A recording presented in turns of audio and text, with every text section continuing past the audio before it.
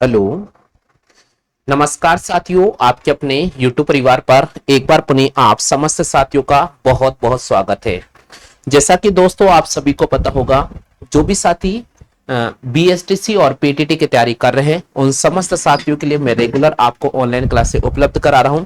और आज का जो सेशन आप सभी साथियों के सामने रहने वाला है वो बहुत ही महत्वपूर्ण सेशन रहने वाला है। और इस सेशन में मैं आपके सामने टॉप मोस्ट क्वेश्चन लेकर आ रहा हूं। बहुत इंपॉर्टेंट क्वेश्चन है साथियों। वीडियो को आप लाइक कर दीजिएगा और वीडियो को आप शेयर कर दीजिएगा। जो जो साथी लाइव पर आ चुके हैं, मैं समस्त साथियों से निवेदन करता हूं, आपका अपना परिवार है, चैनल की सदस्यता जरूर ग्रहण कर लीजिएगा।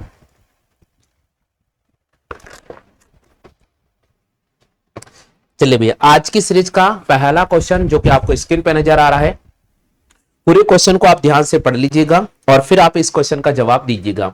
दोस्तों आज की सीरीज का पहला क्वेश्चन जो कि आपको दिख रहा है, योजना आयोग की स्थापना कब की गई थी। ऑप्शन नंबर फर्स्ट की मैं बात करता हूं 1940, ऑप्शन नंबर बी की बात करता हूं 1950, ऑप्शन नंबर सी की बात करता हूं 2015, ऑप्शन नंबर डी की बात करता हूं 2050। जल्दी से जवाब दीजिएगा साथियों, योजना आयोग की स्थापना कब की गई थी। हाँ भाई, जल्दी से जवाब कीजिएगा, योजना आयोग की स्थापना कब की गई थी। हाँ भाई, स्क्रीन पर आपको क्वेश्चन नजर आ रहा है, जल्दी से आप रिप्लाई करने का प्रयास कीजिएगा। प्रत्येक क्वेश्चन के लिए आपको जो समय दिया गया है साथियों, वे आपको 30 सेकंड का समय दिया है। मैं समस्त साथियों से निवेदन करता हूं, जल्दी से कमेंट करके बताइएगा। 200 प्रश्नों का खजाना आज आपको यहां पर देखने को मिलेगा साथियों। बिल्कुल स्क्रीन पर पहला क्वेश्चन नजर आ रहा है, जल्दी से जवाब देने का प्रयास कीजिएगा। हाँ भाई, जल्दी से जवाब देने का प्रयास कीजिएगा। सभी साथियों से मैं निवेदन करता हूं, बहुत ही महत्वपूर्ण क्वेश्चन है और जवाब देने का प्रयास करें साथियों का क्या होगा। बिल्कुल यहां पर जवाब दिया है भैया ने, बहुत बहुत धन्यवाद भैया आपका। बिल्कुल, योजना आयोग की स्थापना कब की गई थी। यहां पर इस क्वेश्चन का जो सही जवाब होगा साथियों वो हो जाएगा 1950 को। बिल्कुल, योजना आयोग की जो स्थापना की गई थी 1950 में की गई थी। ये क्वेश्चन कई बार एग्जाम में बनता है, क्योंकि दोस्तों आप सभी को पता है योजना आयोग जब भारत के अंदर 1950 में शुरू किया गया था, वर्तमान में योजना आयोग का स्थान ले लिया है नीति आयोग ने। किसने ले लिया साथियों? नीति आयोग ने। आपको पता है कि या तो नीति आयोग से क्वेश्चन बनेगा या फिर योजना आयोग से क्वेश्चन बनेगा। कुल मिलाकर एग्जाम में क्वेश्चन पक्का बनेगा साथियों। और जब एग्जाम में पक्का बनेगा तो क्यों नहीं आप पक्की तैयारी कर लीजिएगा। तो दोस्तों स्क्रीन पे क्वेश्चन नजर आ रहा है, योजना आयोग की स्थापना कब की गई थी। तो योजना आयोग की जो स्थापना की गई थी साथियों वो कब की गई थी। यहां पर सही जवाब करना होगा साथियों आपको 1950 को। हाँ भाई, पहला क्वेश्चन आप सभी साथियों क्लियर हो चुका है। जल्दी से बताइए भैया, पहला क्वेश्चन आप सभी साथियों क्लियर हो चुका है क्या। चलिए भैया, यहां तक सभी साथियों क्लियर हो चुका है। जल्दी से कमेंट करें भैया, इतना समय नहीं लीजिएगा। हाँ भाई, जल्दी से कमेंट करने का प्रयास कीजिएगा। चलते हैं साथियों अगले क्वेश्चन की तरफ। हाँ भाई, नेक्स्ट क्वेश्चन आपको स्क्रीन पर नजर आ रहा है। अगला क्वेश्चन दे रखा है, नीति आयोग की स्थापना कब की गई थी। हाँ भैया, क्वेश्चन है नीति आयोग की स्थापना कब की गई थी। ऑप्शन नंबर फर्स्ट आपको दे रखा है 1940, option number second 2014, option number third आपको दे रखा है 2015, ऑप्शन नंबर डी आपको दे रखा है 2050। हालांकि 2050 तक तो आपको जाना नहीं होगा, 2050 तक तो आपको जाना नहीं होगा। अब देखते हैं कितने साथी सही जवाब कर पाते हैं। हाँ भाई, जल्दी से कमेंट करने का प्रयास कीजिएगा। मैं निवेदन करता हूं सभी साथियों से, मैं सभी साथियों से निवेदन करता हूं कि आप जल्दी से कमेंट करने का प्रयास कीजिएगा। आंसर क्या होगा। बिल्कुल बिल्कुल सही जवाब देने का प्रयास कर रहे हैं भैया, बहुत बहुत धन्यवाद आपको। हाँ भाई, यहां क्वेश्चन दे रखा है, बिल्कुल मैं एक बार और पढ़ देता हूं आपके सामने। क्वेश्चन दे रखा भैया आपके सामने कि नीति आयोग की स्थापना कब की गई थी। आप सभी को पता है साथियों, योजना आयोग को बंद किया गया और उसके स्थान पर नीति आयोग चलाया गया। तो नीति आयोग की स्थापना कब की गई थी। चलिए यहां पर सही जवाब होगा साथियों, मैं आपको बता देता हूं 1950 में तो योजना आयोग की स्थापना की गई थी। योजना आयोग को बंद किया गया। भारत के वर्तमान में प्रधानमंत्री श्रीमान यशस्वी नरेंद्र मोदी जी ने योजना आयोग को कर दिया बंद और उसके स्थान पर नीति आयोग की स्थापना की। अब मैं आपको एक चीज बताता हूं, प्रधानमंत्री नरेंद्र मोदी जी 2014 में पहली बार प्रधानमंत्री बनते हैं। तो नीति आयोग की स्थापना, नीति आयोग योजना आयोग के स्थान पर 2015 में आया था। नीति आयोग योजना आयोग के स्थान पर कब आया था साथियों, 2015 में आया था। ये क्वेश्चन बहुत महत्वपूर्ण है, एग्जाम में बनने लायक है। चलिए साथियों, यहां पर एक बार पुनः आप इसका आंसर देख लीजिएगा। अगर आपको नहीं आ रहा उत्तर तो एक बार अच्छी तरह से याद कर लीजिएगा, लेकिन याद अवश्य कर लीजिएगा। बिल्कुल क्वेश्चन दे रखा है, नीति आयोग की स्थापना कब की गई थी? नीति आयोग की स्थापना 2015 में की गई थी। चलते साथियों प्रश्न संख्या 3 की तरफ। प्रश्न संख्या 3 दे रखा है आपके सामने, लकड़ वाला होना चाहिए, लकड़ वाला फॉर्मूला। बिल्कुल लकड़ वाला फॉर्मूला, हाँ लकड़ वाला फॉर्मूला किससे संबंधित है? गरीबी रेखा से नीचे से, साक्षरता दर से, स्वास्थ्य व पोषण से, शिशु मृत्यु दर से। जवाब कीजिए साथियों, आंसर क्या होगा?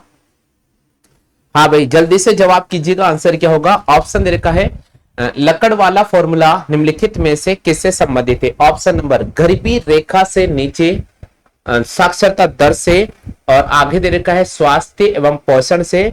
और डी ऑप्शन की मैं बात करता हूं साथियों, तो डी ऑप्शन आपको दे रखा है शिशु मृत्यु दर से। जल्दी से जवाब कीजिएगा।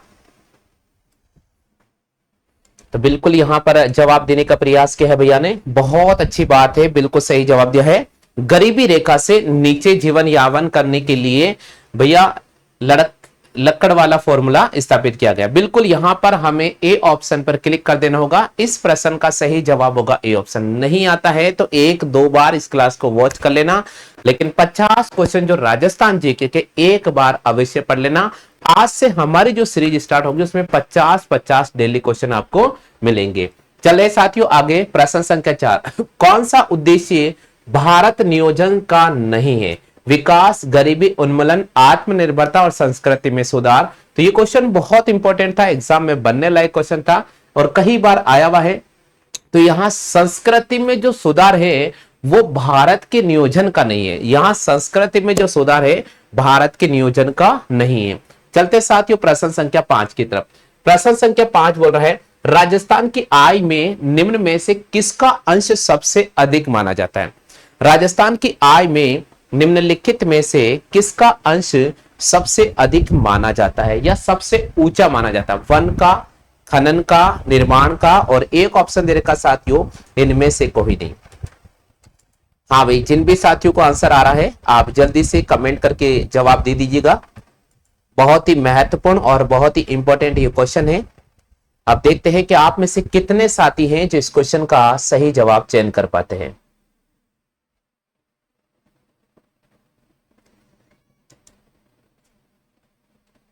हाँ भाई जल्दी से जवाब देने का प्रयास करें। मैं सभी साथियों से निवेदन कर रहा हूं, जल्दी से रिस्पॉन्स कीजिएगा।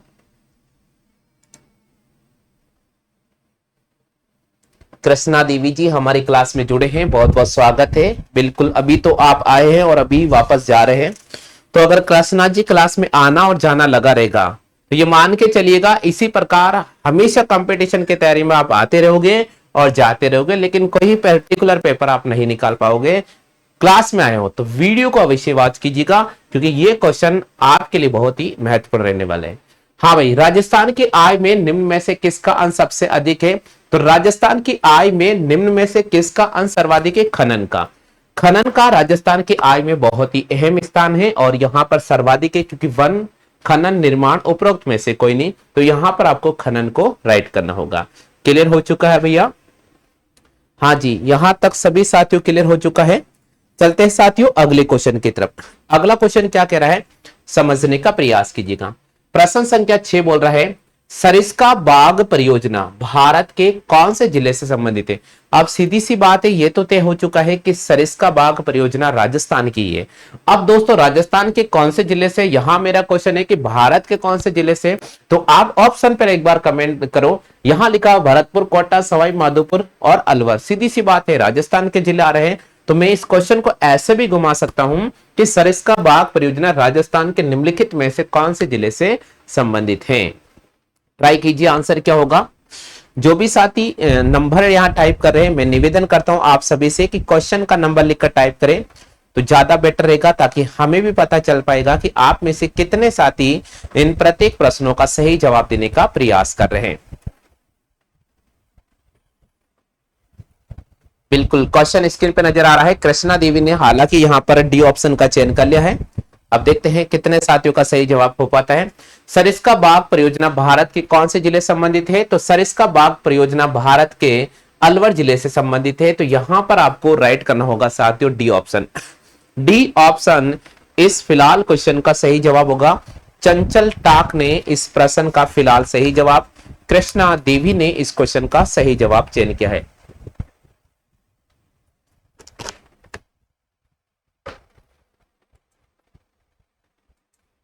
बहुत बहुत धन्यवाद आपका। चलते हैं साथियों अगले क्वेश्चन की तरफ। हाँ भैया, जिन भी साथियों को क्लास पसंद आ रही है तो क्लास को लाइक अवश्य कर दीजिएगा। अगर आपको पसंद आती है तो ही लाइक करना है, नहीं तो लाइक कर कर फालतू का पैसा खर्च नहीं करना है। पसंद आती है तो लाइक कीजिएगा, पैसा लग रहा है तो लाइक मत करना साथियों। हाँ भाई, राजस्थान का सकल घरेलू उत्पाद का आधार वर्ष निम्नलिखित में से कौन सा है? राजस्थान का सकल घरेलू उत्पाद का जो आधार वर्ष है वो निम्नलिखित में से कौन सा है? ऑप्शन दे रखा है 1999 से 2000, ऑप्शन दे रखा है 1993 से 1994, ऑप्शन नंबर सी दे रखा है 2004 से 2005 और ऑप्शन नंबर डी दे रखा है 2001 से 2002। जल्दी से जवाब कीजिएगा साथियों, आंसर क्या होगा? हाँ भाई, क्वेश्चन आपको स्क्रीन पे नजर आ रहा है, जल्दी से जवाब करने का प्रयास कीजिएगा। राजस्थान का सकल घरेलू उत्पाद, राजस्थान का सकल घरेलू उत्पाद का आधार वर्ष निम्नलिखित में से कौन सा है?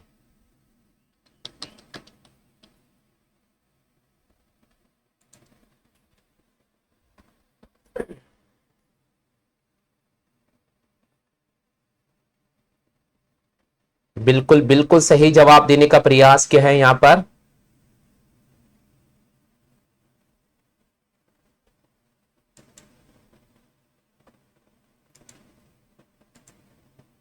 बिल्कुल यहां पर जवाब देने का प्रयास किया भैया ने, बहुत अच्छी बात है। प्रश्न संख्या 7 की बात कर रहे हैं।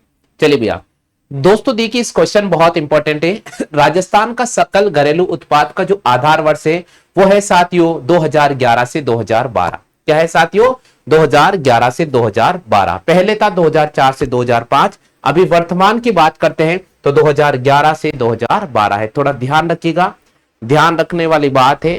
नहीं याद है तो एक बार रट लीजिएगा क्वेश्चन को, लेकिन रहेगा एग्जाम की दृष्टि से महत्वपूर्ण, रहेगा क्वेश्चन एग्जाम की दृष्टि से महत्वपूर्ण।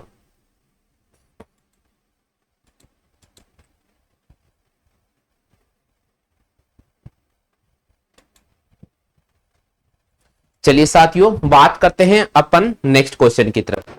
अगला क्वेश्चन आपको स्क्रीन पे नजर आ रहा है। प्रश्न संख्या में बात करता हूं 8 की। आहार सभ्यता का उत्खनन सर्वप्रथम निम्नलिखित में से किसकी देखरेख में हुआ था?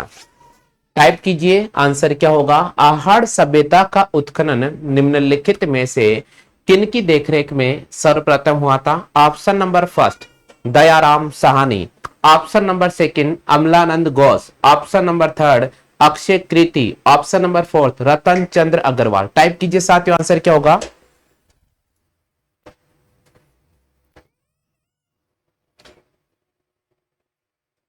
हाँ भाई जल्दी से टाइप कीजिए, आंसर क्या होगा?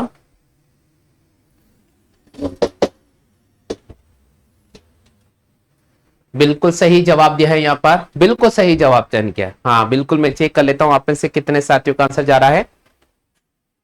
यहां पर 8वें का जवाब दिया है ए ऑप्शन, लेकिन ए नहीं होगा, 8वें का सही जवाब होगा सी ऑप्शन। आहार सभ्यता का जो उत्खनन हुआ था वो निम्नलिखित में से किसकी देखरेख में हुआ था? तो आहार सभ्यता का जो उत्खनन हुआ था वो अक्षय कीर्ति व्यास की देखरेख में हुआ था। अक्षय कीर्ति व्यास की देखरेख में हुआ था। यहां पर सही जो ऑप्शन आपको चयन करना होगा वो आपके सामने रखना होगा साथियों, सी ऑप्शन। राउंड करते हैं नेक्स्ट क्वेश्चन की तरफ। प्रश्न संख्या 9 बोल रहे हैं गादिया सिक्के किस राज्य से संबंधित थे? बिल्कुल जल्दी से बताएं साथियों, गदिया सिक्के निम्नलिखित में से किस राज्य से संबंधित थे? ऑप्शन की बात करता हूं साथियों, तो ऑप्शन नंबर फर्स्ट है जोधपुर, ऑप्शन नंबर सेकंड है उदयपुर, ऑप्शन नंबर थर्ड है जयपुर और ऑप्शन नंबर फोर्थ है बीकानेर। हाँ भाई, जल्दी से जवाब करने का प्रयास कीजिएगा। आंसर क्या बैठेगा? बहुत ही महत्वपूर्ण क्वेश्चन है। मैं आपको बार बार कह रहा हूं कि इन प्रश्नों को एक बार जरूर रट लेना साथियों। इन प्रश्नों को एक बार जरूर रट लेना, धीरे धीरे आपका कॉन्सेप्ट क्लियर कराएंगे। बहुत महत्वपूर्ण क्वेश्चन है। तो दोस्तों यहां पर सही जवाब करना होगा, गधिया सिक्के किस राज्य से संबंधित है, तो यहां पर हमें राइट करना होगा। दोस्तों देखिए, अगर बात करते हैं गधिया सिक्के की, तो ये जयपुर और उदयपुर दोनों में प्रचलित है। तो यहां दोनों ऑप्शन तो एक साथ कभी नहीं मिलेंगे।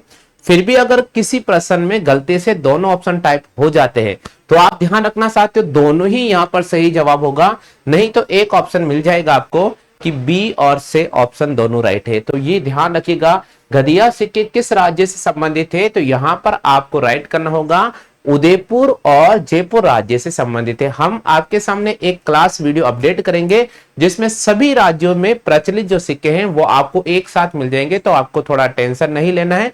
अगला जो वीडियो आएगा उसमें सारे एक साथ सिक्के आपको मिल जाएंगे। ठीक है भैया, आगे चलते हैं नेक्स्ट क्वेश्चन की तरफ। प्रश्न संख्या 10 है, मारवाड़ के राठौड़ वंश का संस्थापक निम्नलिखित में से किसको माना जाता है? रावजोधा को, रावचुंडा को, रावजोधा को, रावचुंडा को, राव सिहा को और राव मालदेव को। देखिए आप में से कितने साथी फिलहाल इस क्वेश्चन का सही जवाब चयन कर पाते हैं। क्वेश्चन कह रहा है साथियों, क्वेश्चन कह रहा है मारवाड़ के राठौड़ वंश का संस्थापक निम्नलिखित में से किसको माना जाता है? रावजोधा, रावचुंडा, राव सिहा और राव मालदेव। तो यहां पर इस फिलहाल इस क्वेश्चन का जो सही जवाब करना होगा वो हमें राइट करना होगा साथियों राव सिहा को। बिल्कुल, मारवाड़ के राठौड़ वंश का जो संस्थापक है वो निम्नलिखित में से किसको माना जाता है? राव सिहा को माना जाता है। तो यहां पर हमें सी ऑप्शन पर क्लिक कर देना होगा। चलते हैं साथियों प्रश्न संख्या 11 की तरफ। अजमेर नगर की स्थापना कब की गई थी? अजमेर नगर की स्थापना कब की गई थी? ऑप्शन है, आप सभी को पता है। हाँ भाई, जल्दी से जवाब कीजिएगा, अजमेर नगर की स्थापना कब की गई थी? जल्दी से कमेंट कर दीजिएगा। अजमेर नगर की स्थापना कब की गई थी? ऑप्शन नंबर फर्स्ट 1113 ईस्वी में, ऑप्शन नंबर सेकंड 1211 ईस्वी में, ऑप्शन नंबर थर्ड 1115 ईस्वी में, ऑप्शन नंबर फोर्थ 1116 ईस्वी में। जवाब कीजिएगा। चलो साथियों इस क्वेश्चन का सही जवाब होगा अजमेर नगर की स्थापना की गई थी 1113 ईस्वी में। 1113 ईस्वी में अजमेर नगर की स्थापना की गई थी। हाँ भाई, क्लियर हो चुका है सभी साथियों के? सभी साथियों क्लियर हो चुका है। चलते हैं साथियों अगले क्वेश्चन की तरफ। नेक्स्ट क्वेश्चन है प्रश्न संख्या 12, जयगढ़ दुर्ग राजस्थान के निम्नलिखित में से कौन से जिले में स्थित है? Option number first Ajmer, option number second Jaipur, option number third Udaipur, option number fourth Kota. जवाब कीजिएगा, आंसर क्या हो सकता है? जवाब करने का प्रयास कीजिएगा, आंसर क्या होगा? हेमंत महावर जी हमारी क्लास में जुड़े हैं, बहुत बहुत स्वागत है हेमंत भैया आपका। मैं निवेदन करता हूं हेमंत भैया क्लास को आप लाइक कर दीजिएगा। पहले बार विजिट कर रहे हैं तो चैनल की जरूर सदस्यता ग्रहण कर लीजिएगा। ये आपका अपना परिवार है और इस परिवार पर रेगुलर आपको क्लासें मिलती रहेगी, इसलिए आप बेल आइकन को जरूर प्रेस कर लीजिएगा।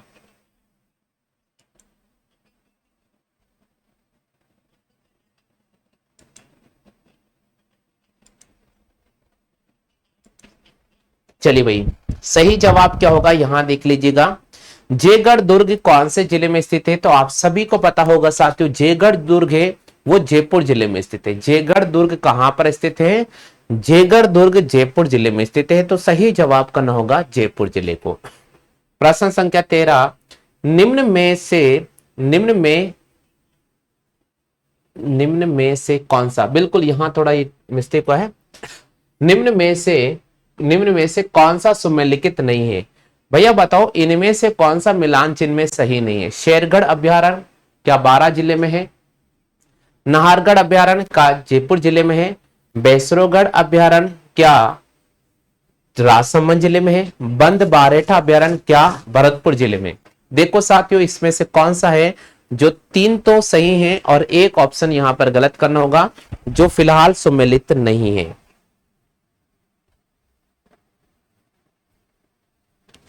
दोस्तों अगर कोई क्वेश्चन आपका गलत भी हो जाता ना तो आप टेंशन फ्री रहे, क्योंकि यहां पर क्वेश्चनों के आंसर देखते जाइएगा, धीरे धीरे धीरे धीरे आपका सारा कंसेप्ट क्लियर हो जाएगा।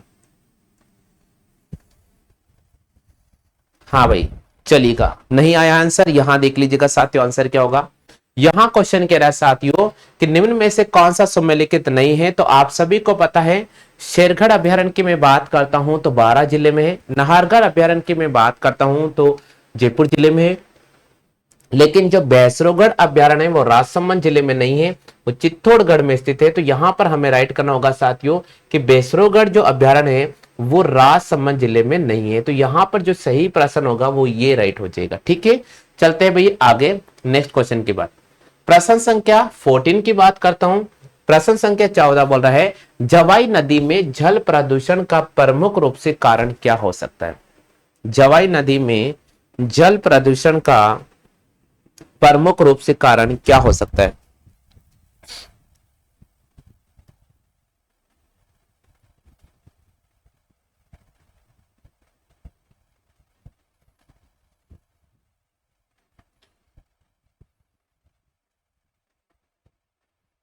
जल्दी से जवाब करने का प्रयास कीजिएगा। जवाई नदी का जल प्रदूषण हो रहा है तो उसका कारण क्या हो सकता है। चलिएगा साथियों, इस क्वेश्चन का जो सही जवाब होगा वो होगा कि जवाई नदी का अगर जल प्रदूषण हो रहा है तो उसका कारण है कि रंगाई और छपाई उद्योग का जो अपशिष्ट है वो उस नदी में रेगुलर मिलता जा रहा है। इसके किनारे रंगाई और छपाई उद्योग के कारखाने हैं, इस वजह से इस नदी का पानी रेगुलर प्रदूषित होता जा रहा है। तो यहां पर ऑप्शन पर क्लिक करना होगा, यहां पर हमें डी ऑप्शन पर क्लिक कर देना होगा। हाँ जी भैया, सभी साथियों क्या क्लियर हो चुका है डी ऑप्शन, सभी साथियों के क्लियर हो चुका है भैया डी ऑप्शन। चलते हैं अगले क्वेश्चन की तरफ। नेक्स्ट क्वेश्चन क्या कह रहा है समझने का प्रयास कीजिएगा। प्रश्न संख्या 15 है राजस्थान में कौन सा जंगली जानवर सबसे अधिक संख्या में पाया जाता है। भैया बताओ इनमें से कौन सा ऐसा जंगली जानवर है जो सर्वाधिक संख्या में पाया जाता है। ऑप्शन नंबर फर्स्ट आपको दे रखा है चिंकारा, ऑप्शन नंबर सेकंड की बात करते हैं साथियों तो आपको दे रखा है काला हिरण, ऑप्शन नंबर थर्ड की बात करते हैं तो आपको दे रखा साथियों भालू, और ऑप्शन नंबर फोर्थ की बात करते हैं तो आपको दे रखा रोजड़ा। रोजड़ा का मतलब यहाँ नीलगाय है। देखो मारवाड़ी भाषा में रोजड़ा बोलते हैं, स्थानीय भाषा में रोजड़ा कहते हैं, लेकिन रोजड़ा का अर्थ होता है नीलगाय। जैसे भाई ने कोई समझ में कौन नहीं आवे इंग्लिश मीडियम को रहे वो बोले रोजड़ो का ही चीज हो तो भाई नीलगाय को। ठीक है भैया, हाँ जी भाई क्लियर हो चुका है सभी को, क्या बात है। यहाँ पर चंचल पारिक ने जवाब दिया है यहाँ पर डी ऑप्शन, देखते हैं सही जवाब होता है या नहीं होता है। फिलहाल यहाँ पर आपका बिल्कुल सही जवाब होगा। चलिए राजस्थान में कौन सा जंगली जानवर सबसे अधिक संख्या में पाया जाता है, तो बिल्कुल हमें यहाँ पर रोजड़ा को राइट करना होगा। चलो भाई 16 प्रश्न है राजस्थान में फेल्सपार का उत्पादन में प्रथम स्थान निम्नलिखित में से कौन से जिले का है। राजस्थान के अंदर फेल्सपार के उत्पादन में प्रथम स्थान निम्नलिखित में से कौन से जिले का है। Option number first Bhilwara, option number third second दे रखा है अलवर, ऑप्शन नंबर थर्ड की बात करते हैं अजमेर, ऑप्शन नंबर फोर्थ की बात करते हैं झुंझुनू।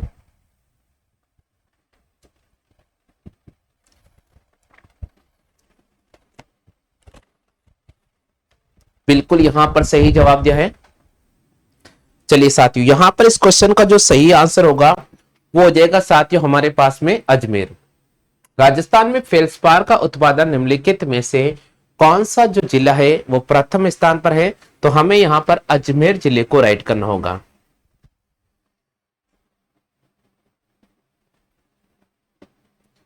हाँ भाई क्लियर हो चुका है, तो यहां पर आपको अजमेर पर क्लिक करना होगा।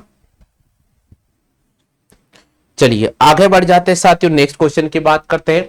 प्रश्न संख्या 17 की बात करते हैं राजमहल क्षेत्र टॉक और सरवाड़ क्षेत्र किसके उत्पादन के लिए प्रसिद्ध है। यहां बोल रहा है साथियों राजमहल क्षेत्र जो कहां पर आता है, टॉक में आता है। एक मिनट, यहाँ क्वेश्चन है राजमहल क्षेत्र, और राजमहल क्षेत्र किस में आता है साथियों? राजमहल क्षेत्र आता टोंक में, सरवाड़ अजमेर में, ठीक है।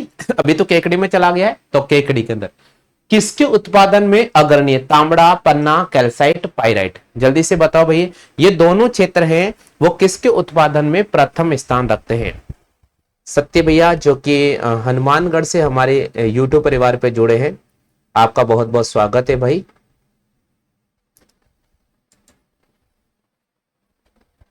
क्या बात है, बिल्कुल सही जवाब, बिल्कुल सही जवाब यहां पर आ चुका है, बिल्कुल सही जवाब दिया है। चलिए भैया, तो यहां पर हमें राइट करना होगा क्योंकि ये क्वेश्चन एग्जाम की दृष्टि से महत्वपूर्ण है। और यहां पर राजस्थान क्षेत्र टोंक, राजमहल क्षेत्र टोंक और सरवाड़ क्षेत्र जो केकड़ी के अंदर आता है किसके उत्पादन में अग्रणी है? तांबड़ा के उत्पादन में अग्रणी है। तो यहां पर हमें राइट करना होगा साथियों तांबड़ा को। किसको राइट करना होगा? हमें यहां पर तांबड़ा को राइट करना होगा। सत्य भैया के बिल्कुल सही जवाब यहां पर आ चुका है।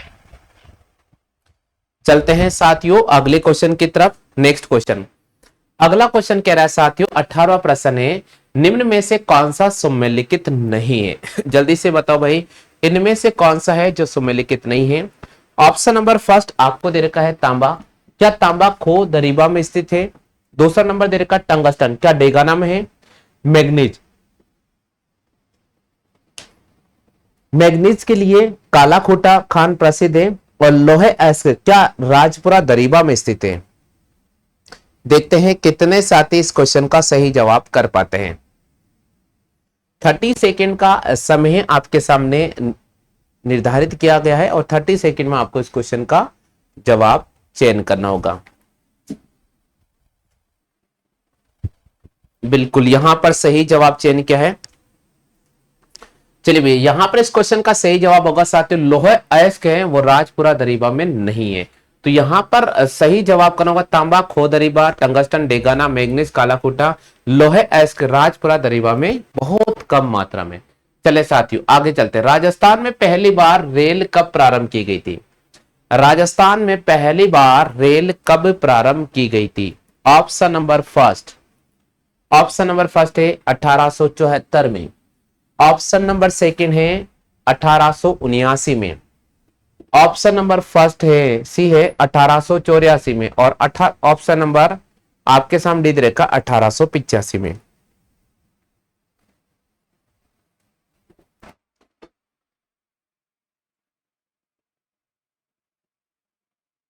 बिल्कुल सही जवाब दिया है सत्य भैया ने। बिल्कुल राजस्थान में पहली बार जो रेलगाड़ी चली थी वो अप्रैल 1874 में चली थी। तो यहां पर ए ऑप्शन पर आपको क्लिक कर देना होगा कि राजस्थान में पहली बार जो रेल का प्रारंभ हुआ था अप्रैल 1874 में हुआ था, जबकि भारत के अंदर 1853 में चला था। भारत के अंदर 1853 में चला था। ठीक है भाई, चलते हैं आगे। नेक्स्ट क्वेश्चन है 20वां क्वेश्चन, लूनी नदी का उद्गम माना जाता है अजमेर जिले से? ऑप्शन नंबर बी जयपुर जिले से, ऑप्शन नंबर सी बीकानेर जिले से, और ऑप्शन नंबर फोर्थ नागौर जिले से। मुझे पूरा विश्वास है कि 90% स्टूडेंट इस क्वेश्चन का सदैव सही जवाब करेंगे। हाँ भैया जल्दी से जवाब करें। लूनी नदी का उद्गम माना जाता है, लूनी नदी का उद्गम माना जाता है। बिल्कुल यहां पर सही जवाब चयन किया है।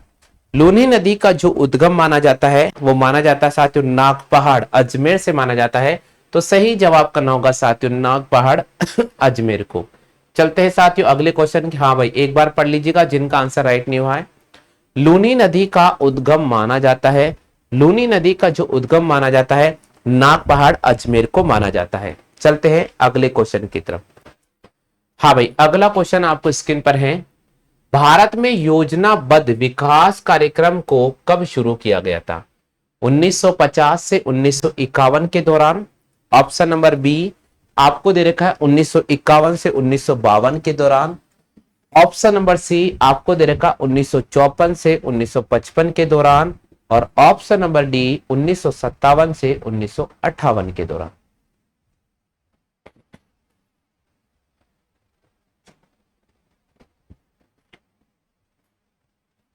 हाँ भाई जल्दी से जवाब कीजिए, आंसर क्या होगा?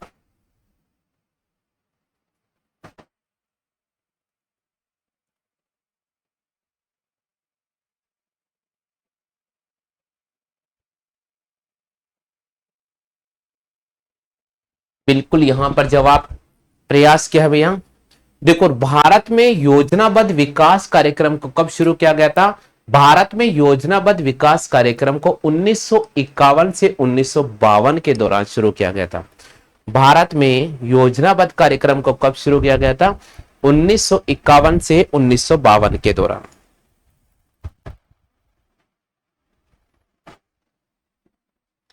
बिल्कुल 1951 से 1952 के दौरान।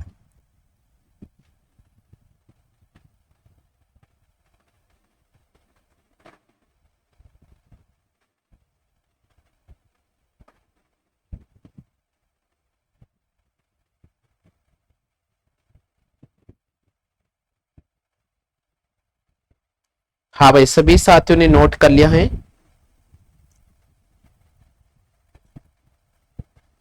सभी साथियों ने नोट कर लिया है तो जल्दी से रिस्पॉन्स कर दीजिएगा। चलते हैं साथियों अगले क्वेश्चन की तरफ। भारत में कितनी पंचवर्षीय योजनाएं लागू की है? जल्दी से बताओ, भारत में अब तक कितने पंचवर्षीय योजना लागू की है?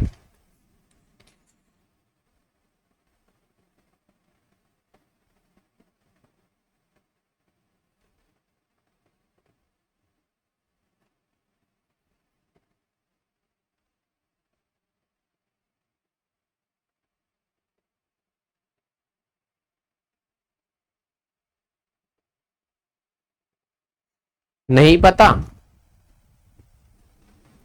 क्लास रुक रही है, 1 मिनट थोड़ा वेट कीजिएगा, मैं इसका नेटवर्क चेक कर लेता हूं। थोड़ी क्या समस्या ज्यादा ही हो रही है आजकल यार क्लास में।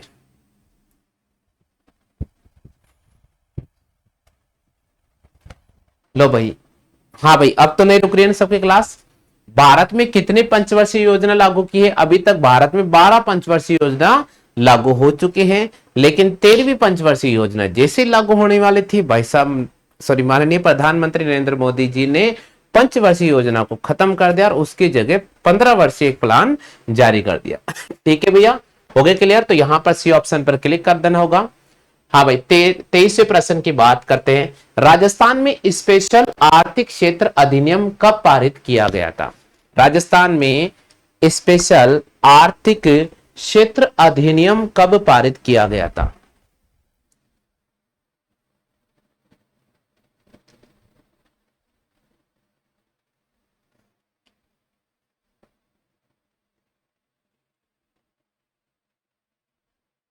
हाँ भाई, क्लियर हो चुका है सभी साथियों के? जल्दी से जवाब करें भाई, जल्दी से जवाब कीजिएगा। चलिए, क्लियर हो चुका है। यहां पर क्वेश्चन कह रहा है राजस्थान में स्पेशल आर्थिक क्षेत्र अधिनियम कब पारित किया गया था? तो राजस्थान में स्पेशल आर्थिक अधिनियम जो क्षेत्र लागू किया गया था वो 10 सितंबर 2003 को लागू किया गया था। कब लागू किया गया था? 10 सितंबर 2003 को। हाँ भाई साहब जी, सभी साथियों की क्लियर हो चुका है। चलते हैं अगले क्वेश्चन की तरफ।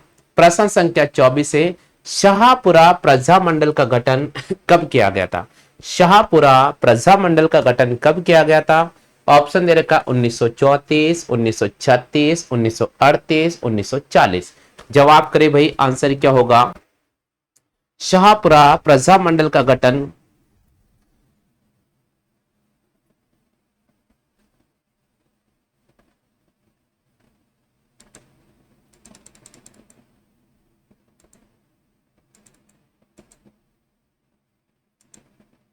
हाँ भाई, जल्दी से बताइएगा, जल्दी से बताओ साथियों, आंसर क्या होगा?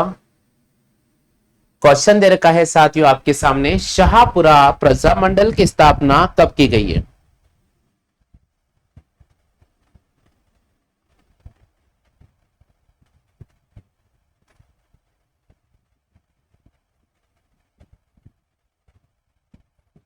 बिल्कुल, चलिए यहां पर सही जवाब दिया है। शाहपुरा प्रजामंडल का गठन कब किया गया है? तो शाहपुरा प्रजामंडल का गठन किया गया साथियों 1938 में। कब किया गया था? 1938 में। चलते हैं साथियों 25वें क्वेश्चन की। ललित विग्रह राज का लेखक निम्नलिखित में से कौन है? ललित विग्रह राज का लेखक निम्नलिखित में से कौन है? हाँ भाई, जल्दी से कमेंट कीजिएगा। ललित विग्रह राज का लेखक निम्नलिखित में से कौन है? यहां ऑप्शन दे रखा है विग्रह राज चतुर्थ, ऑप्शन नंबर बी की बात अपन करते हैं तो आपको दे रखा है सोमदेव। ऑप्शन नंबर सी की मैं बात करूं साथियों तो आपको दे रखा है हरिराज, और ऑप्शन नंबर डी की मैं बात करूं साथियों तो आपको यहां पर दे रखा है पृथ्वीराज तृतीय। नहीं पता? चलिए साथियों यहां देख लीजिए क्वेश्चन का जवाब क्या रहेगा। ललित विग्रह राज के लेखक कौन है? तो यहां पर हमें राइट करना होगा साथियों सोमदेव को। ललित विग्रह राज के लेखक निम्नलिखित में से कौन है? तो यहां पर हमें सोमदेव को राइट करना होगा। किसको राइट करना होगा साथियों? सोमदेव को हमें यहां पर क्लिक कर देना होगा। चलते हैं भैया नेक्स्ट क्वेश्चन की तरफ। अगला क्वेश्चन जो कि मैं आप सभी साथियों के सामने रखने का प्रयास कर रहा हूं, राजस्थान में सर्वप्रथम शिक्षा का आधुनिकीकरण कब हुआ था? राजस्थान में सबसे पहले शिक्षा का आधुनिकीकरण कब हुआ था?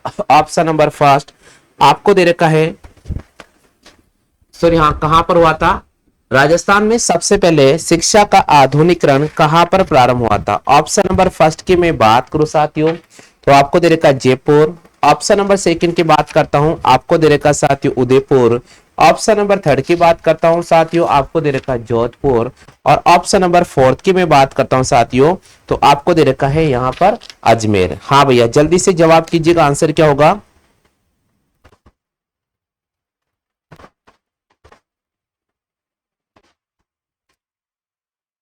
बिल्कुल सही जवाब दिया है यहां पर। राजस्थान में सबसे पहले शिक्षा का जो आधुनिकीकरण हुआ था वो 1818 ईस्वी में कहां से हुआ था साथियों? अजमेर जिले से हुआ था। कहां से हुआ था? अजमेर जिले से हुआ था। तो आप में से किसी भी साथी ने इस क्वेश्चन का सही जवाब नहीं दिया है। राजस्थान में सबसे पहले शिक्षा का आधुनिकीकरण की प्रक्रिया कहां से आरंभ होती है? राजस्थान में सबसे पहले शिक्षा के आधुनिकीकरण की जो प्रक्रिया है वो अजमेर जिले से आरंभ होती है।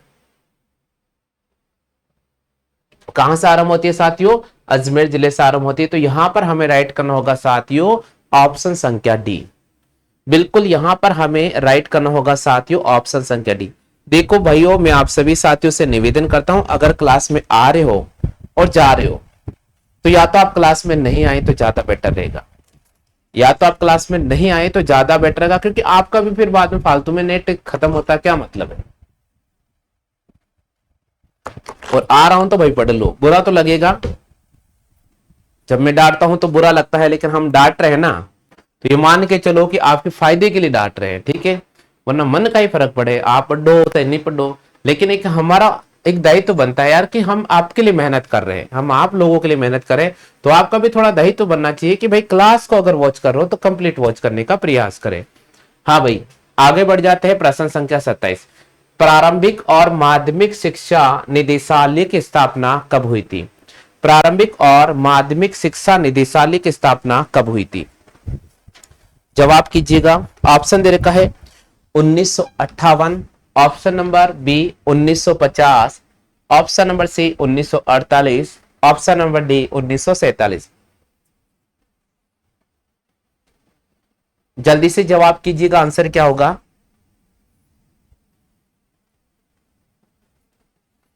हाँ चंचल पूछ रहे सर रीजनिंग क्लास होगी? बिल्कुल होगी चंचल, बिल्कुल रीजनिंग क्लास होगी।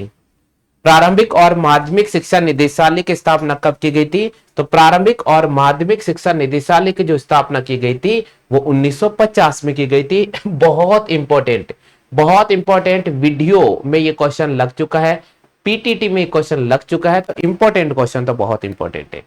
चलते हैं भाई प्रश्न संख्या 28 की तरफ।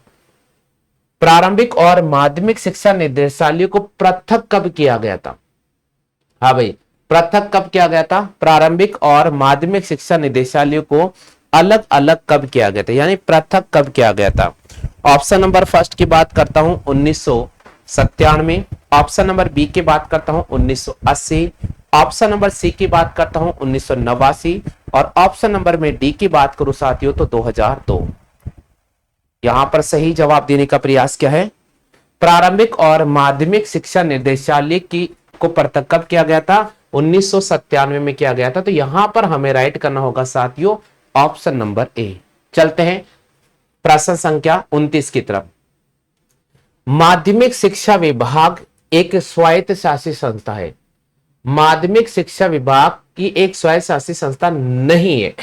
यहां बोल रहा है माध्यमिक शिक्षा विभाग के निम्नलिखित में से कौन सी एक संस्था है जो एक स्वायत्त शासी संस्था नहीं है? Rajasthan state open school Jaipur, Bharat scout एवं गाइड जयपुर, RCME जयपुर, निदेशालय माध्यमिक शिक्षा बीकानेर। जवाब कीजिए, आंसर क्या होगा?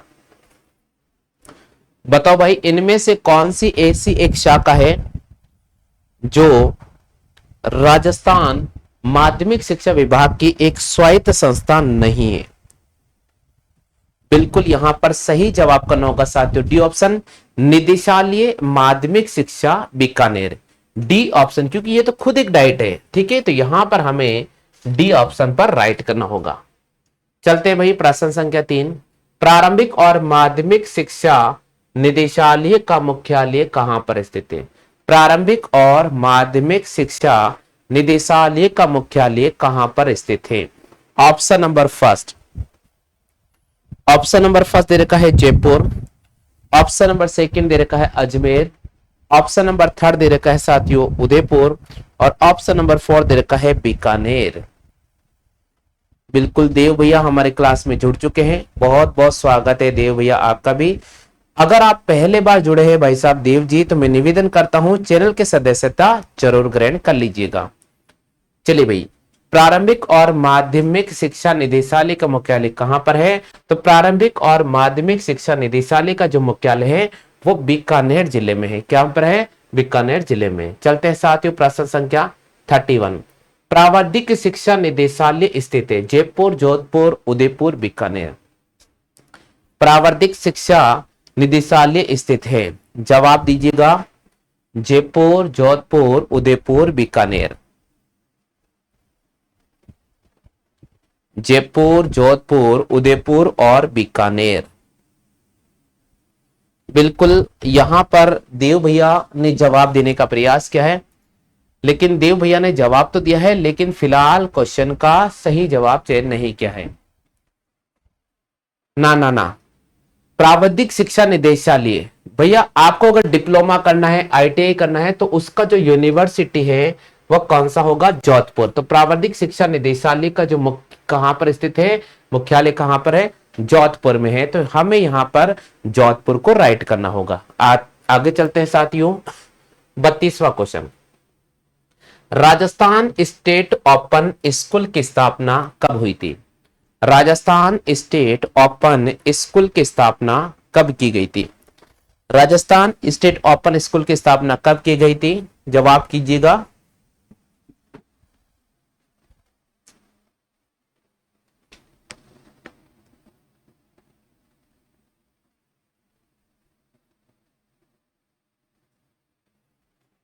हाँ भाई, जल्दी से जवाब कीजिएगा, आंसर क्या होगा? राजस्थान स्टेट ओपन स्कूल की स्थापना कब हुई थी? राजस्थान स्टेट ओपन स्कूल की स्थापना हुई थी साथियों 21 मार्च 2005 को। राजस्थान स्टेट ओपन स्कूल की स्थापना कब हुई थी? 21 मार्च 2005। 21 मार्च 2005। देखो, राजस्थान स्टेट ओपन अभी हाल ही में 21 मार्च 2005 को ये गठित किया गया था। और दोस्तों, आप सभी को पता होगा, इसकी स्थापना होने के बाद बहुत सारे ऐसे स्टूडेंट हैं जो रेगुलर स्कूल नहीं जा पाते हैं, उनकी कुछ फैमिली प्रॉब्लम होती है या उनकी घर की पर्टिकुलर जिम्मेदारी होती है। उस स्थिति में वे विद्यार्थी पढ़ाई से नहीं छूटे, इसलिए वो राजस्थान स्टेट ओपन से परीक्षा देता है, पास करता है। रेगुलर अगर 10th का दे रहा है तो रेगुलर 11th क्लास में उसको एडमिशन मिल जाता है, और अगर वे 12th का स्टेट ओपन का एग्जाम देता है और पास हो जाता है तो उसको रेगुलर गवर्नमेंट कॉलेज के अंदर एडमिशन मिल जाता है। इसलिए राजस्थान स्टेट ओपन स्कूल की जो शुरुआत की गई थी 21 मार्च 2005 को की गई थी। राजस्थान मदरसा बोर्ड की स्थापना कब की गई थी? जल्दी से जवाब करें, राजस्थान मदरसा बोर्ड की स्थापना कब की गई थी?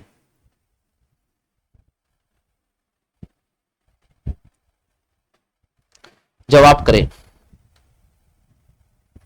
नहीं पता? 27 जनवरी 2000 थी। बिल्कुल, राजस्थान मदरसा बोर्ड की स्थापना कब की गई थी? 27 जनवरी 2003 को की गई थी। टाइप कर लीजिएगा, 27 जनवरी 2003। जल्दी से याद कर लो, राजस्थान मदरसा बोर्ड की स्थापना 27 जनवरी 2003 को की गई थी। कब की गई थी? 27 जनवरी 2003 को की गई थी।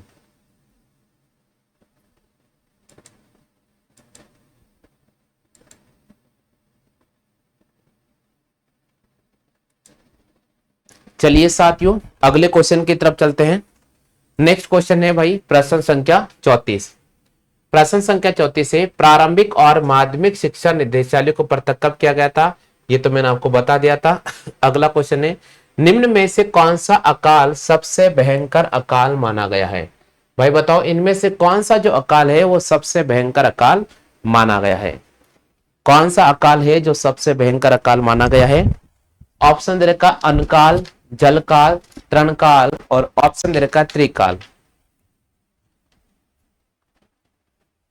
बताओ भाई जल्दी से, कौन सा अकाल है जो सबसे भयंकर माना गया है? बिल्कुल भैया ने यहां पर जवाब देने का प्रयास किया है, धन्यवाद भैया।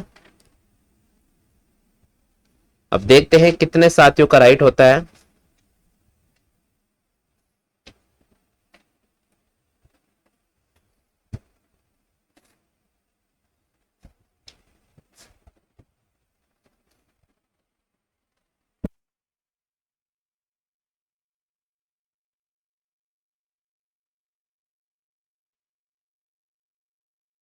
क्या बात है, बिल्कुल नहीं नहीं, यहां पर बिल्कुल देव भैया का सही जवाब है। सत्य भैया ने तो यहां पर जल अकाल किया, लेकिन देव भैया का बिल्कुल सही जवाब है। बिल्कुल यहां देव भैया का आंसर आ चुका है। देव भैया का बिल्कुल सही जवाब होगा त्रिकाल। बिल्कुल सही जवाब है, देव भैया का सही जवाब है भाई त्रिकाल। देव भैया का बिल्कुल सही जवाब है त्रिकाल। ना ना ना ना, त्रिकाल, त्रिकाल इसका सही जवाब होगा। अनकाल, जलकाल, तृणकाल, त्रिकाल। त्रिकाल को यहां पर हमें राइट करना होगा। 35वें का सही जवाब होगा भाई डी ऑप्शन। तो देव भैया ने सही जवाब क्या है? 36वां प्रश्न।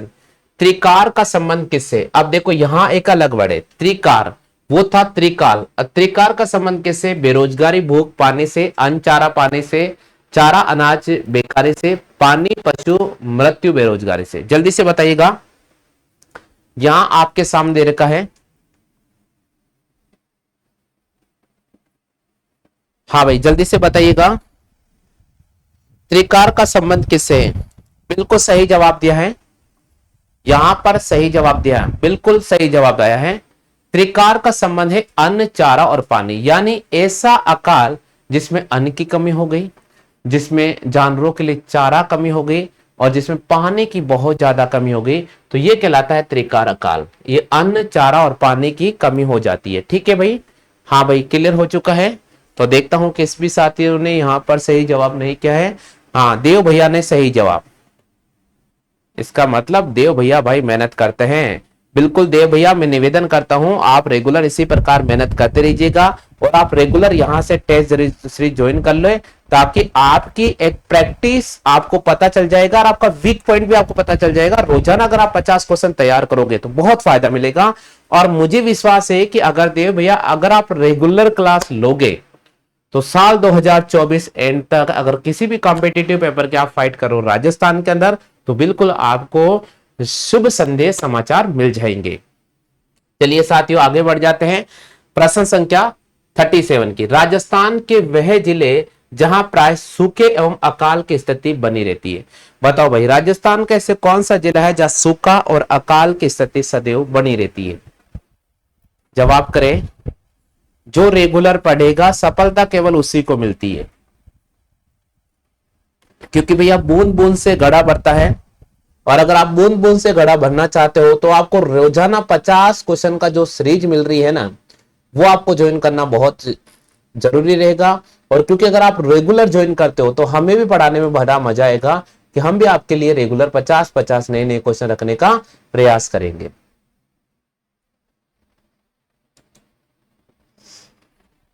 हाँ भाई, राजस्थान का वह जिला जहां प्राय सूखे एवं अकाल की स्थिति बनी रहती है, बिल्कुल यहां पर सही जवाब दिया है कोटा बूंदी, जैसलमेर बाड़मेर, गंगानगर हनुमानगढ़, नागौर पाली। बिल्कुल जवाब करे भाई, सत्य भाई ने तो बी ऑप्शन चयन किया है।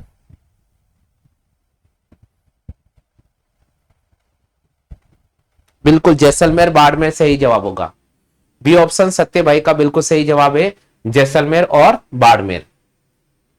हाँ भाई, बी ऑप्शन यहां पर राइट कर देना होगा, जैसलमेर और बाड़मेर को। बिल्कुल बी ऑप्शन यहां पर क्लिक कर देना होगा। क्लियर हो चुका है, आगे बढ़ जाते हैं। प्रश्न संख्या 38, राजस्थान में 31 जिलों में अकाल एवं सूखे की स्थिति कब बनी थी? भाई बताओ ऐसा कौन सा साल था जब 31 जिलों में, 33 जिलों में से 31 जिलों में अकाल पड़ गया? सोचो स्थिति कितनी खराब हुई होगी। 33 जिलों में से 31 जिलों में अकाल पड़ना कोई मामूली बात नहीं है, बहुत बड़ी बात है साथियों। तो राजस्थान ने बहुत परेशानी उठाई है और बहुत परेशानी उठा भी रहा है। इसका सबसे बड़ा कारण है कि हम रेगुलर प्राकृतिक चीजों को विनाश कर रहे हैं। जैसे पेड़ पौधे को रेगुलर काटते जा रहे हैं, जंगलों को खत्म करते जा रहे हैं, प्रॉपर्टी होती जा रही है। आपने पता होगा पहले गांवों के अंदर खेती होती थी, पहले गांवों के अंदर बहुत ज्यादा पेड़ पौधे होते थे। शहर वाले गांव घूमने आते थे कि बोले यार हरियाली बहुत ज्यादा है। और आजकल का हो गया, गांव में प्लॉटिंग कर दी, सब जगह प्लॉटिंग कर दी। अब सब जगह तो प्लॉटिंग कर दी तो फिर भाई पेड़ पौधा तो कमी हो रही है ना। तो जब पेड़ पौधा कमी हो जाए तो फिर पाचे आई स्थिति अपना आ जाए। तो आने वाले समय में यहाँ की स्थिति नहीं आनी चाहिए, इसलिए हमें ज्यादा से ज्यादा पेड़ पौधे लगाने चाहिए। तो यहां कह रहा है राजस्थान के 31 जिलों में अकाल एवं सूखे की स्थिति कब बनी थी? बिल्कुल सही जवाब है 2000 से 2001 के दौरान। 2000 से 2001 के दौरान राजस्थान के लगभग 31 जिलों के अंदर बिल्कुल सूखा और अकाल पड़ गया था। तो यहां पर सही ऑप्शन करना होगा साथियों, सी ऑप्शन। सही ऑप्शन करना होगा सी ऑप्शन। बिल्कुल सी ऑप्शन राइट करना होगा। आप सभी साथी यहां पर जितने भी लाइव ले रहे हैं, शपथ ले कि आपका जब जन्मदिन आता है आप जरूर पेड़ लगाएंगे। इसी साल से शुरू कर देना भैया। आपका जब जन्मदिन आ रहा है, आप जितने साल के हो गए उतने पेड़ लगा दो। जैसे अगर कोई विद्यार्थी 23 साल का हो गया तो मैं निवेदन करता हूं 23 पेड़ लगा दो। आप दोस्तों को भले केक की पार्टी मत दो, लेकिन 23 पेड़ लगा दो। अगर एक पेड़ अगर 10 रुपए का भी आता है और आपने अपने जन्मदिन पर, जैसे कोई विद्यार्थी 23 साल का हो गया है तो वो 23 पेड़ लगाए। कोई विद्यार्थी अगर 24 साल का हो गया है तो वो 24 पेड़ लगाए। और 10 रुपए का एक पेड़ की अगर कीमत मानते हैं तो ये 240 रुपए है और ये एक केक के बराबर है। आप एक केक काटते हो ना, दोस्तों के मध्य एक केक काटते हो और 200, 250, 300 रुपए का वो केक नहीं काट कर आप पौधे लगाइएगा। हो सकता है अगर आप यह पहल शुरू करोगे तो आपको देखकर आपका अन्य दोस्त शुरू करेगा और धीरे धीरे सभी लोग जब इस पहल को शुरू करेंगे तो राजस्थान की प्रकृति एक बार फिर से हरियाली बन जाएगी साथियों। तो बिल्कुल हमें यहां पर सी ऑप्शन पर क्लिक करना होगा। आगे चलते हैं प्रश्न संख्या 39 की तरफ। राजस्थान में छप्पनिया का अकाल कौन से वर्ष पड़ा था? राजस्थान में छप्पनिया का अकाल कौन से वर्ष पड़ा था?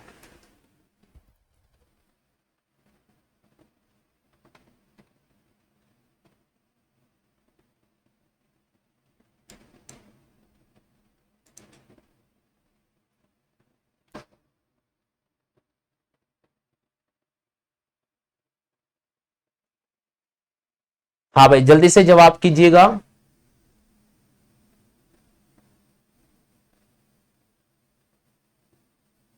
हाँ तो 5 मई को भाई चंचल जी आपका जन्मदिन है और 5 मई को आपको पौधे जरूर लगाना होगा, ठीक है। हाँ भाई बिल्कुल, यहाँ क्वेश्चन दे रखा है राजस्थान में छप्पनिया का अकाल कब पड़ा था। यहाँ तो शायद आप ऑप्शन देखते ही मार दोगे। राजस्थान में छप्पनिया का अकाल कब पड़ा था? आहा, मुझे पता था कि आप ऑप्शन देखते ही लगा दोगे। ना बाबू ना, यहां पर सही जवाब होगा 1899 में।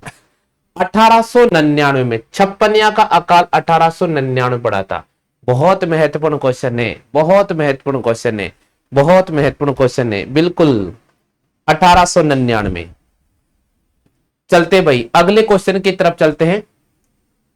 प्रश्न संख्या 40 की बात करते हैं।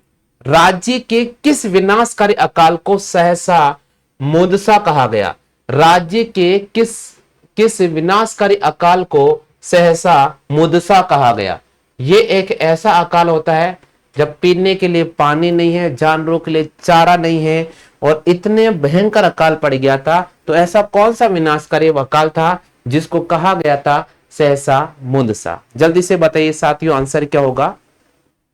बिल्कुल मैं चेक कर रहा हूं आप में से कितने साथियों का आंसर आ रहा है।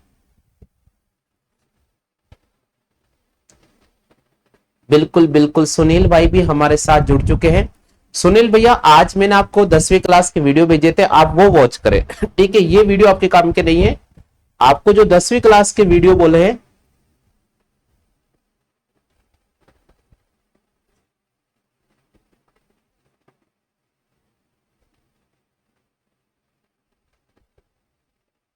जल्दी से जवाब करें भाई। हाँ देव भैया बिल्कुल सही टाइप कर रहे हैं, जल्दी से जवाब कीजिए, इसका आंसर क्या होगा। नहीं पता।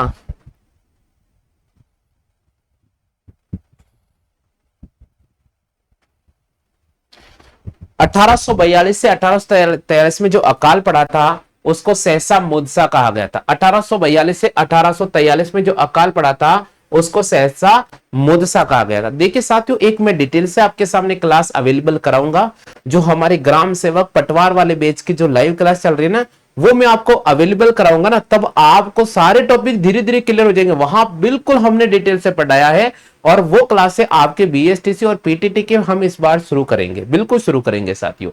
हाँ भाई आगे बढ़ जाते हैं। प्रश्न संख्या 41, राजस्थान में किस वर्ष पड़े अकाल को, किस वर्ष पड़े अकाल को मैक्रोडाउट कहा गया है। बताओ भाई, बहुत ही शानदार क्वेश्चन है।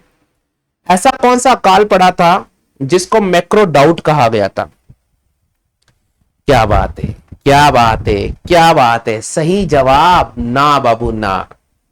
ये वही क्वेश्चन है जो आपको कंफ्यूजन करेंगे, ये वही क्वेश्चन है जो आपको कंफ्यूजन करेंगे। अब देखते हैं कि आज कितने साथी कंफ्यूज होते हैं, आज कितने साथी कंफ्यूज होते हैं। बिल्कुल यहां पर देव भैया ने भी जवाब इसका फिलहाल गलत दे ही दिया है, देव भैया ने भी इसका जवाब गलत दे ही दिया है। कौन से वर्ष पड़े अकाल को मैक्रोडाउट अकाल कहा गया था। 2002 और 2003 में जो अकाल पड़ा था उसको मैक्रोडाउट अकाल कहा गया था। चलते साथियों प्रश्न संख्या 42 की तरफ। देखिए दोस्तों, यहां पर प्रत्येक क्वेश्चन को एक्सप्लेन मैं नहीं कर पाऊंगा। इसका रीजन है कि 50 क्वेश्चन यहां पर रीजनिंग के कराने हैं, फिर आपको शिक्षण अभिरुचि क्वेश्चन भी कराने हैं, फिर आपको मेंटल एबिलिटी के क्वेश्चन भी कराने हैं, इसलिए समय बहुत ज्यादा लग जाएगा। तो हमारा राजस्थान जीके बिल्कुल डिटेल से हमने प्रत्येक टॉपिक को पढ़ा रखा है।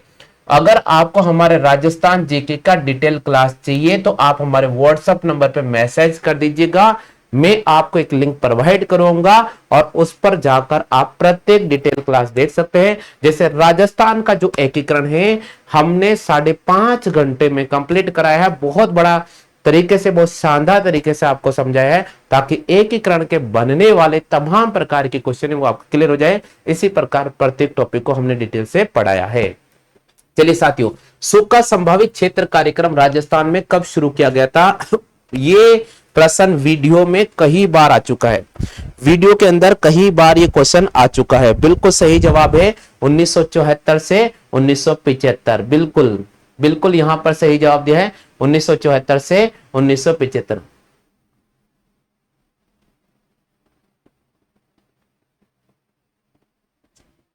हाँ भाई बिल्कुल यहां पर सही जवाब दिया है 1974 से 1975 तक। पिछले बार ये बीएसटीसी में क्वेश्चन आ चुका है, बीएसटीसी में ये क्वेश्चन आ चुका भैया। आगे चलते हैं। राजस्थान में रोजगार संरचना में, राजस्थान में रोजगार संरचना में किस क्षेत्र का आधिपत्य है। बताओ भैया, राजस्थान का ऐसा कौन सा क्षेत्र है जो रोजगार देता है। राजस्थान का ऐसा कौन सा क्षेत्र है जो रोजगार देता है।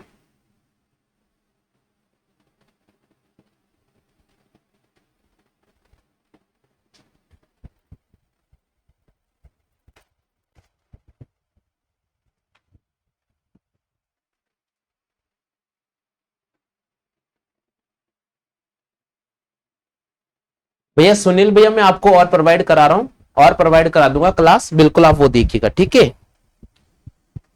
हाँ भाई जल्दी से जवाब कीजिएगा, राजस्थान में रोजगार संरचना में किस क्षेत्र का अधिकार सर्वाधिक है। बिल्कुल कृषि क्षेत्र का, यहां पर सभी साथियों का सही जवाब आ रहा है, जहां तक मैं देख पा रहा हूं कृषि क्षेत्र का। कृषि क्षेत्र को यहां पर हमें क्लिक कर देना होगा। चलते साथियों प्रश्न संख्या 44, किन वर्षों में राज्य में किसी भी जिले पर अकाल नहीं पड़ा। अब बताओ साथियों, इनमें से कौन से वर्ष हैं जब राज्य के अंदर किसी भी जिले में अकाल नहीं पड़ा लेकिन भरमार बरसात हो गई।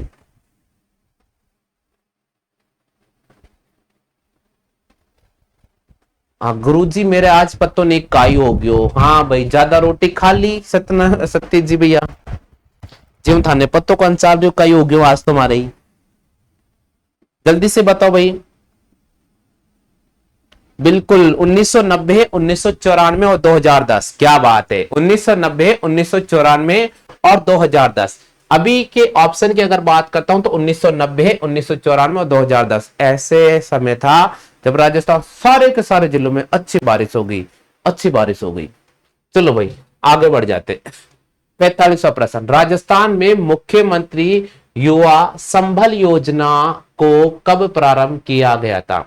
राजस्थान में मुख्यमंत्री युवा संबल योजना को कब प्रारंभ किया गया था?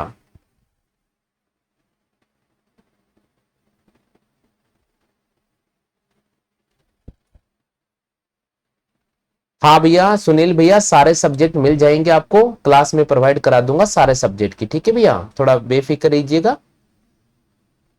अभी थोड़ा यूट्यूब के अंदर अपडेट चल रहा है तो इस वजह से वो जैसे अपडेट हो जाएगा कंप्लीट तो मैं आपको अपडेट करा दूंगा, सारी क्लास भेज दूंगा, अपलोड करी हुई है क्लास है वो। जल्दी से बताओ भाई, जल्दी से बताएं अगले क्वेश्चन का सही जवाब क्या होगा। क्या बात है, क्या बात है, बिल्कुल यहां पर सही जवाब दिया है। ना ना ना ना, हाँ भाई धारू मेहरा जी सर, हमको धारू मेहरा जी हमारे क्लास में जुड़े, बहुत बहुत स्वागत है भैया।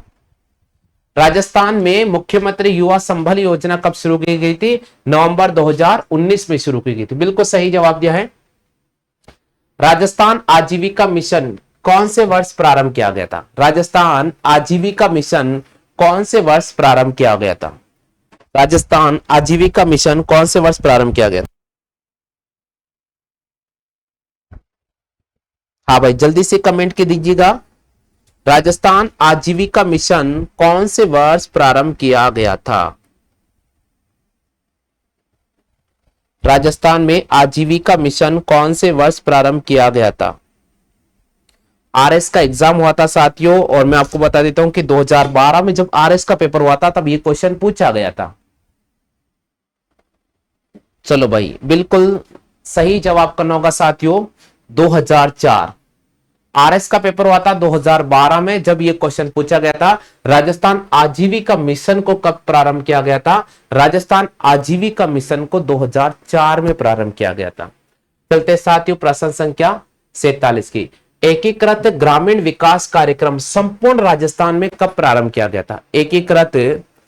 एकीकृत ग्रामीण विकास कार्यक्रम संपूर्ण राजस्थान में कब प्रारंभ किया गया था?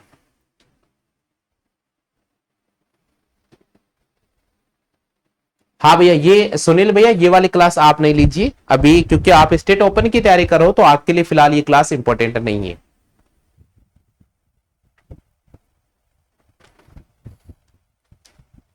सेकंड ग्रेड का पेपर हुआ था 2010 में, ये क्वेश्चन आया था। सेकंड ग्रेड का पेपर हुआ था 2010 में, ये क्वेश्चन आया था। एकीकृत ग्रामीण विकास कार्यक्रम संपूर्ण राजस्थान में कब प्रारंभ किया गया था? तो भैया अक्टूबर 1980 में प्रारंभ किया गया था। कब प्रारंभ किया गया था? अक्टूबर 1980 में प्रारंभ किया गया था।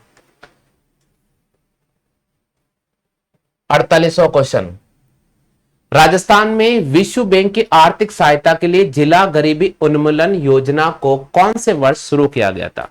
राजस्थान में विश्व बैंक की आर्थिक सहायता से जिला उन्मूलन योजना को कब प्रारंभ किया गया था?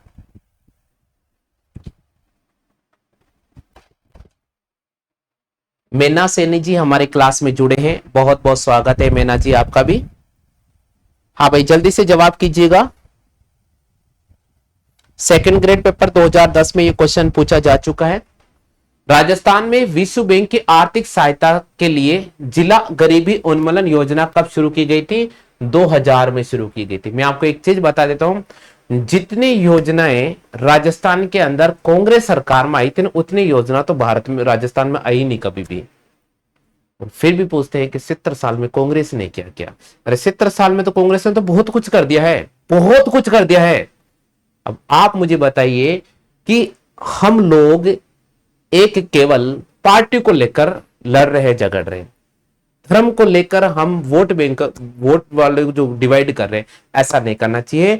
जब चुनाव आए ना, तब मुद्दों की बात करनी चाहिए कि हमने एजुकेशन कितना दिया है, हमने रोजगार कितने लोगों को दिया है, हमने शिक्षा के लिए कितने प्लेटफॉर्म खोले हैं, हमने कितने लाइब्रेरी खोली है, हमने 10 साल में लाइब्रेरी कितने लगाई हैं, कितने गांव में हमने लाइब्रेरी लगा दी है, कितने जो स्कूल हैं, जो 10वीं की स्कूल थी उनको कर्मोन्नत करके बाहर भी किया गया है, कितने विद्यार्थियों को बेनिफिट हुआ है, स्कॉलरशिप किन को दी गई है। ऐसी योजनाएं हमें लानी चाहिए जिससे सभी लोग विकसित हो सके। सड़क हर 5 साल में बनती है और हर 5 साल में सड़क खराब हो जाती है। हर 5 साल में सड़क के लिए हर बार बजट आता है, हर बार सड़क भेज जाती है, पता नहीं बनाते कैसे है। क्योंकि यही तो सबसे बड़ा भ्रष्टाचार है भारत के अंदर। और भ्रष्टाचार की शुरुआत बड़े से बड़े स्तर पर नहीं होती, भ्रष्टाचार की शुरुआत होती है गांव के सरपंच से। भ्रष्टाचार की शुरुआत होती है गांव के सरपंच से। गांव का सरपंच सबसे पहले भ्रष्टाचार की शुरुआत करता है, क्योंकि अगर गांव का सरपंच सही है तो विकास का पैसा बिल्कुल लगेगा और अच्छी तरह से इस्तेमाल किया जा सकता है। तो ध्यान रखिएगा, ये बहुत इंपॉर्टेंट क्वेश्चन है और ऐसे बहुत सारे तमाम क्वेश्चन है जो आपको एग्जाम में कंफ्यूज कर सकते हैं और आते हैं ये क्वेश्चन। क्वेश्चन कह रहा है अगला, मुख्यमंत्री निःशुल्क दवा योजना राजस्थान में लागू की गई थी। जल्दी से बताइए साथियों, इस क्वेश्चन का जवाब क्या होगा? जल्दी से बताइए साथियों, इस क्वेश्चन का जवाब क्या होगा?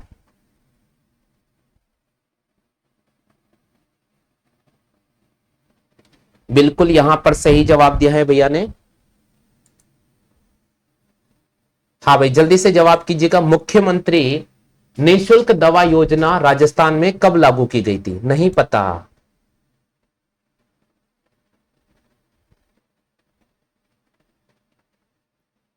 बिल्कुल सही जवाब दिया है, 2 अक्टूबर 2011 में। बहुत अच्छी बात है, बहुत अच्छी बात है। सभी साथियों ने यहां पर जवाब देने का प्रयास किया है।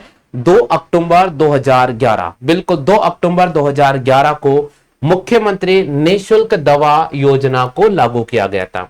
हाँ भाई, प्रश्न संख्या 50 है, मुख्यमंत्री बीपीएल जीवन रक्षा कोष योजना को कब प्रारंभ किया गया था? जवाब कीजिए साथियों, इस प्रश्न का सही जवाब क्या होगा? जवाब कीजिए साथियों, इस प्रश्न का सही जवाब क्या होगा?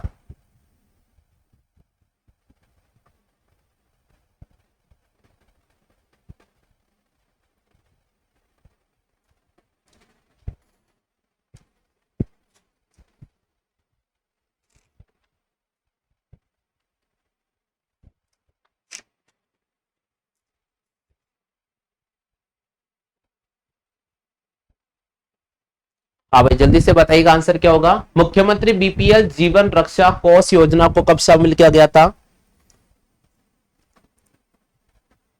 नहीं पता दोस्तों। देखिए यहां 2009 को राइट करना होगा। नहीं नहीं, 2006 नहीं होगा भैया, 2009 को राइट करना होगा। तो ये जो 50 क्वेश्चन थे वो राजस्थान जीके के मैंने आज करा दी है। हालांकि जो क्वेश्चन का लेवल था ज्यादा लो नहीं कह सकते हैं और ज्यादा टफ भी नहीं कह सकते, मीडियम क्वेश्चन का लेवल मैंने रखा है। शुरुआत में ये रेगुलर आपको 50-50 क्वेश्चन मिलेंगे। और आप ये मान के चले कि साथियों आज 7 अप्रैल है, और आज 7 अप्रैल है और 7 अप्रैल से ये जो 50 का सीरीज मैंने आपके सामने स्टार्ट किया है, ये अगली 30 क्लासों तक चलेगा। ये अगली 30 क्लास तक चलेगा। तो 50 को अगर हम 30 से गुणा करते हैं तो हमारे पास हो जाता है 1500। कितना हो जाता है? 1500 क्वेश्चन। यानी पहले राउंड में हम 1500 क्वेश्चन राजस्थान जीके के डेली हम तैयार करेंगे।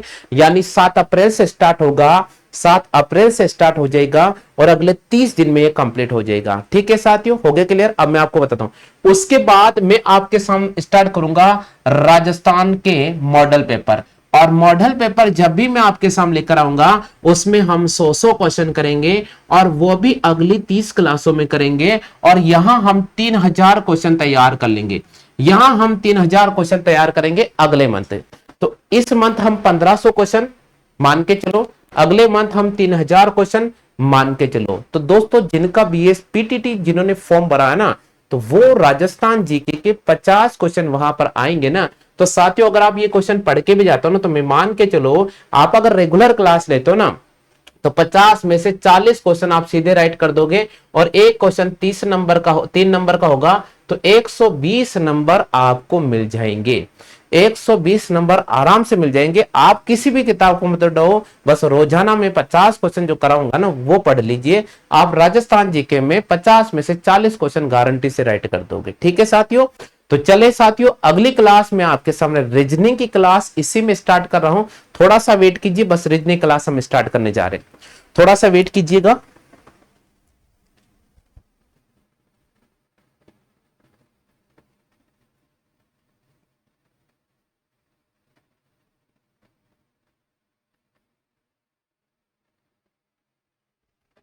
थोड़ा सा वेट कीजिएगा, मैं रीजनिंग क्लास स्टार्ट करता हूं साथियों आपके सामने।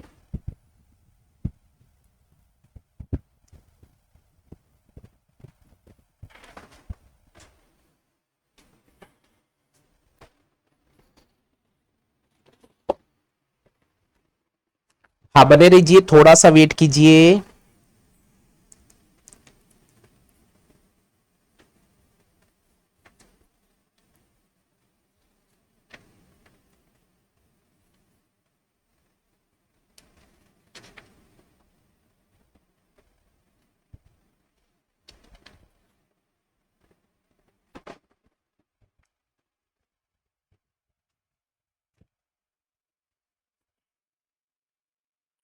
चलिए भैया, तो रीजनिंग की क्लास में आप सभी साथियों के सामने स्टार्ट कर रहा हूं।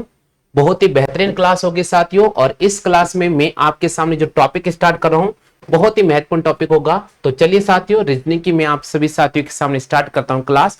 पहले क्लास का बेसिक समझ लीजिएगा, और फिर धीरे धीरे हम क्वेश्चंस पेपर आपके सामने लेकर आ रहे हैं, प्रत्येक क्वेश्चन को हल करते जाइएगा। तो पहले मैं आपको बेसिक सिखा देता हूं, बहुत इंपॉर्टेंट क्वेश्चन है साथियों, बहुत ही महत्वपूर्ण क्वेश्चन है। तो दोस्तों, रीजनिंग का हालांकि बहुत सारे स्टूडेंट ने क्लास पढ़ रखा है, कुछ स्टूडेंट्स ऐसे हैं जो आज पहले बार हमारे इस रीजनिंग की क्लास को देखेंगे। तो मैं निवेदन करता हूं आप सभी साथियों से, क्लास को पूरा वॉच कीजिएगा और उसके बाद प्रत्येक प्रश्न का आप जवाब देते जाइएगा। तो आज हम आपके सामने रीजनिंग का बेहतरीन टॉपिक स्टार्ट कर रहे हैं, और वो टॉपिक है साथियों पासा। आप सभी को पता होगा यहां से एग्जाम में पक्का क्वेश्चन बनने वाला है। तो डाइस वाला टॉपिक मैं आप सभी साथियों के सामने लेकर आ रहा हूं। एक बार पूरे प्रश्न को थ्योरी समझ लीजिएगा। अगर आपने थ्योरी समझ ली, जिंदगी में आप कभी नहीं भूलोगे, ये वादा करता हूं साथियों मैं आपके सामने। क्योंकि आप एक बार थ्योरी पढ़ लो, उसके बाद क्वेश्चन सलाह कहीं से घुमा कर आ जाए, आप जवाब दे दोगे। तो स्टार्ट करते हैं यहां पर पासा।